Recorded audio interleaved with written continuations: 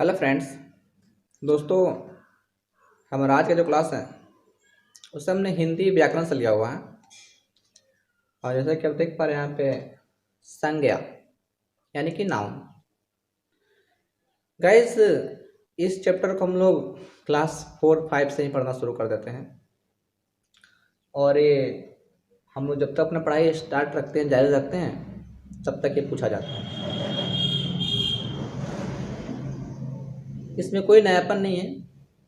जो पहले हम लोग पढ़े थे हम लोग उसी को एक बार फिर से पढ़ने का प्रयास करेंगे। और हमारी कोशिश होगी कि इसको हम लोग एक ही वीडियो में, वो भी छोटी सी वीडियो में 8 से 10 मिनट में पूरे इस चैप्टर को हम लोग अच्छे से समझ सकें और पढ़ सकें। कहीं तो सबसे पहला प्रश्न बनता है कि आखिर संज्ञा है क्या? What is noun? संज्ञा किसे कहते हैं? तो हम लोग पहले से पढ़ते आ रहे हैं गाइस, हम लोग उसी को फिर से रिपीट कर रहे हैं। किसी व्यक्ति, वस्तु, प्राणी, स्थान या भाव के नाम को संज्ञा कहते हैं। किसी व्यक्ति, वस्तु, प्राणी, स्थान या भाव के नाम को संज्ञा कहते हैं। इसको लिखते हैं हम लोग।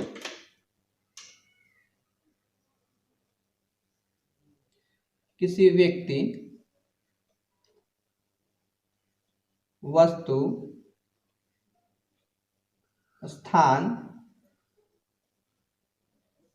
या भाव के नाम को संज्ञा कहते हैं।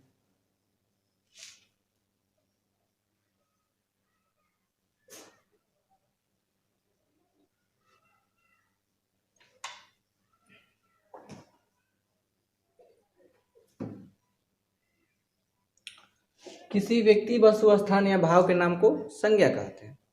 गाइस, चूंकि कोई बड़ा परिभाषा तो है नहीं, पर इससे छोटा भी देखना है तो सिंपल से बन सकता है। किसी भी नाम को संज्ञा कहते हैं। The noun is name of any word, anything.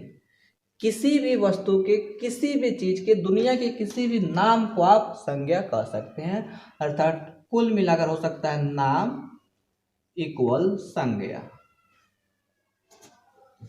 I hope कि इससे छोटा डिफिनेशन नहीं मिल सकता हमको। अब क्या है कि संज्ञा को कुछ वर्गों में डिवाइड किया गया, बांटा गया है। पुराने ग्रामर के अनुसार, नए ग्रामर के अनुसार सब में अलग अलग किया गया है। किसी में 5 बताया गया है, किसी में 2 बताया गया है, किसी में 3 बताया गया है। तो हम लोग जो पहले पढ़ते आ रहे थे उसी को पढ़ने वाले हैं कि संज्ञा को 5 वर्गों में। तो पहला है कि संज्ञा को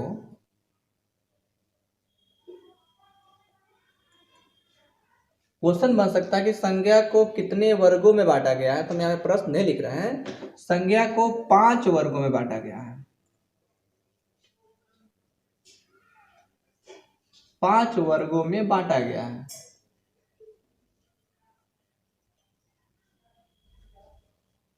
हम एक एक का नाम लिख रहे हैं, उसको डिवाइड कर, मतलब उसको डिफाइन कर दे रहे हैं। आई होप कि आपको समझ में आ जाएगा। पहला आपका यहाँ पे व्यक्तिवाचक संज्ञा।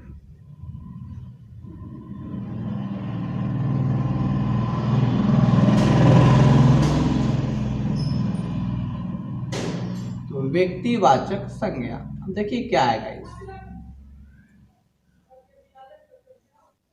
आखिर व्यक्तिवाचक संज्ञा कौन था? इसको इंग्लिश में हम लोग बोलते हैं प्रोपर नाउन। तो व्यक्तिवाचक संज्ञा क्या है, किसे कहते हैं गाइस, इसको आप लोग आसानी से समझ सकते हैं कि किसी भी खास व्यक्ति या वस्तु या स्थान के बोध होता है।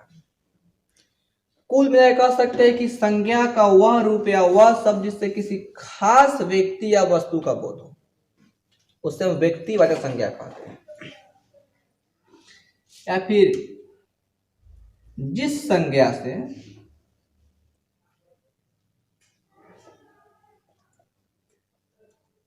किसी विशेष, मतलब खास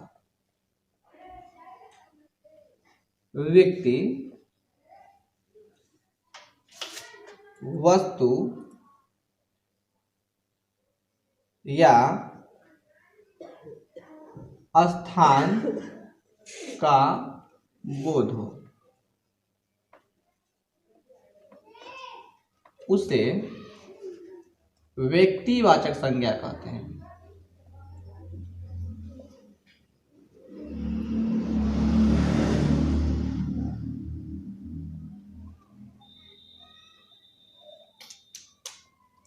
तो जैसा कि इसका परिभाषा देख रहे हैं आप लोग गाइस, कि जिस संज्ञा से किसी विशेष व्यक्ति, वस्तु या स्थान का बोध हो उसे व्यक्तिवाचक संज्ञा कहते हैं। मतलब कि कुल मिलाकर के इसमें किसी का नाम आ जाएगा। एग्जाम्पल के रूप में राम, मोती, पटना, दिल्ली।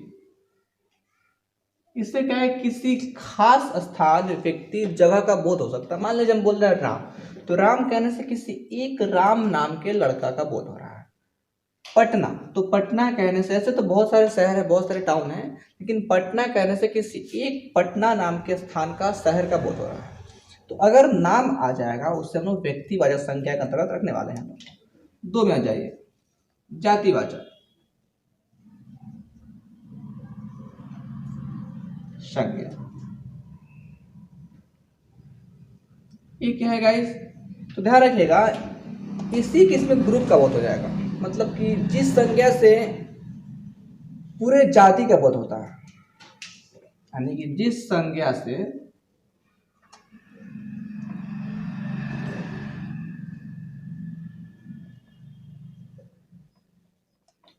किसी, बस सेम रहेगा यहाँ पे गाइस, जहां पे लिखे हैं विशेष का देंगे पूरे जाति का, किसी व्यक्ति, वस्तु, स्थान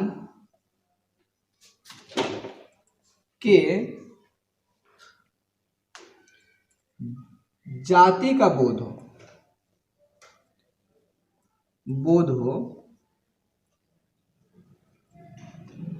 उसे जातिवाचक संज्ञा कहते हैं।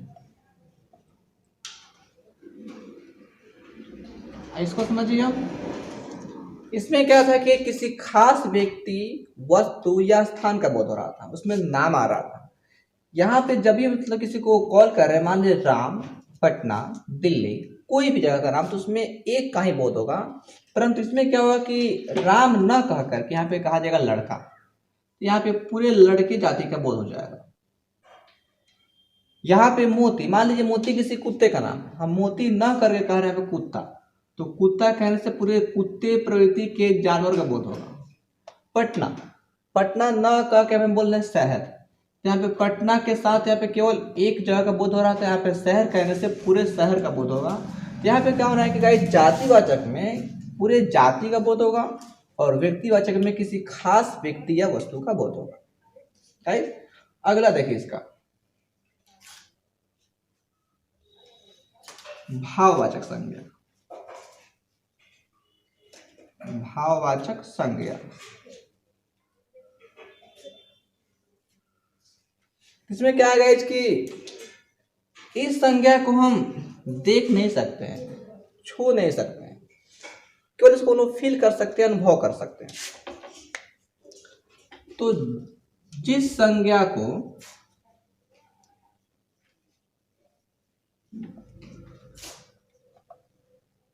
देखा या छुआ नहीं जा सके,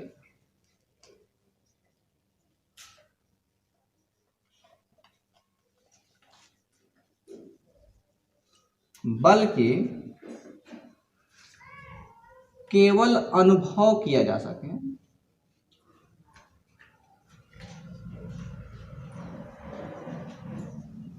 या किया जाए, उसे भाववाचक संज्ञा कहते हैं। इसको आप लोग अपने नोटबुक पे नोट कर सकते हैं, बेटर रहेगा। संज्ञा कहते हैं। अब देखिए हम किस किस चीज को नहीं देख सकते, केवल फील कर सकते हैं। जिस चीज को आप फील कर रहे हैं उसको आप देख नहीं पा रहे हैं, वो सब आप क्या आएंगे भाववाचक संज्ञा में। मान लीजिए क्या आ गया, जैसे में ईमानदारी, बुढ़ापा, इस सब में से हम किसी को देख नहीं पाएंगे, बचपन केवल अनुभव कर सकते हैं हम बस, और कुछ नहीं। तो जितनी भी चीज इसमें है जिसको हम लोग केवल अनुभव कर रहे हैं, महसूस कर रहे हैं, वो सबके सब आते हैं भाववाचक में, जवानी इत्यादि। 5 प्रकार था, 5 में से व्यक्तिवाचक, जातिवाचक और क्या हो गया यहाँ पे भाववाचक। चौथा समूहवाचक।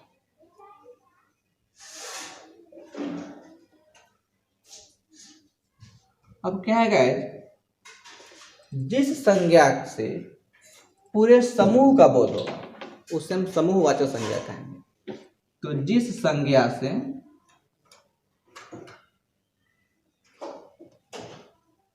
एक ही जाति के, इसमें एक वर्ड जोड़ दीजिएगा, एक ही जाति के पूरे समूह का बोध होगा,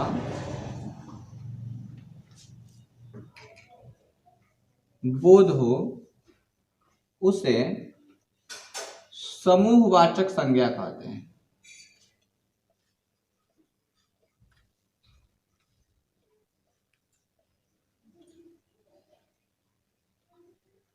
जैसे मान लीजिए, देखिए समूह में क्या क्या रहता है, आर्मी। अब आर्मी के समूह में केवल आर्मी होंगे और कुछ तो होंगे नहीं, तब लिखा गया है कि एक ही जाति के पूरे समूह का बोध। आगे हो सकते हैं इसमें गाइस आपका कक्षा। कक्षा में क्या हो सकते हैं, विद्यार्थी हो सकते हैं, परिवार, मेला, इसमें कोई भी चीज समूह में रहता है वो सब का आता है समूहवाचक संज्ञा। और उसका 5वां और लास्ट लगता है गाइस द्रव्यवाचक संज्ञा। द्रव्यवाचक संज्ञा जैसे कि नाम से ही लग रहा है यहाँ पे गाइस, इसे हम गिन नहीं सकते हैं, केवल नाप या तोल सकते हैं। तो वह संज्ञा जिसे नापा या तोला जाए परंतु गिना नहीं जाए, वह संज्ञा, तो वह संज्ञा जिसे नापा या तोला जाए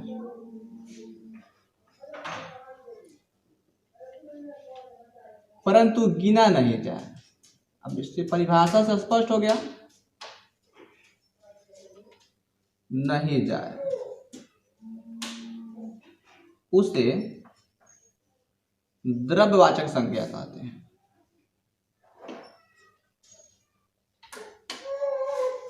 संज्ञा कहते हैं। अब गाइस देख लीजिए यहाँ पे हम किस किस वस्तु को नाप करके तौल कर उसको क्रय करते हैं, खरीदते हैं, वो सबके सब आते हैं द्रव्यवाचक। मान लीजिए हो गया दाल, पानी, चावल, ऐसे कोई भी वस्तु, कोई भी पदार्थ जिसे हम लोग गिन नहीं सकते हैं, उसको नाप या तौल सकते हैं, उसको हम लेते हैं द्रव्यवाचक संज्ञा। गाइस तो आपका जो संज्ञा था पांचों, हमने पांचों को यहाँ पे कन्वर्ट कर दिया, हमने इसको पढ़ लिए। यहाँ पे आपका संज्ञा का पूरा पार्ट खत्म हो गया। इसके अलावा संज्ञा में कुछ नहीं होता।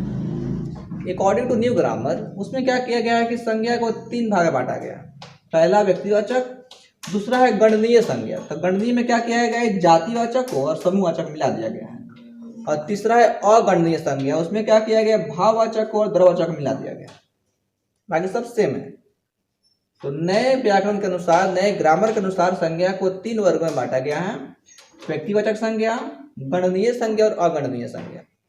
फिर गणनीय संज्ञा को बांटा गया 2 पार्ट में और अगणनीय संज्ञा को बांटा गया 2 पार्ट। तो बात वही होता है फिर से, इसलिए हम लोग पहले वर्ग में पढ़े हैं और इसमें कोई दिक्कत नहीं है। और आपको किसी भी संज्ञा को पहचानने में दिक्कत हो रही है, हमको बताइएगा लोग, उसको हम सेकेंड वीडियो में देख लेंगे लोग।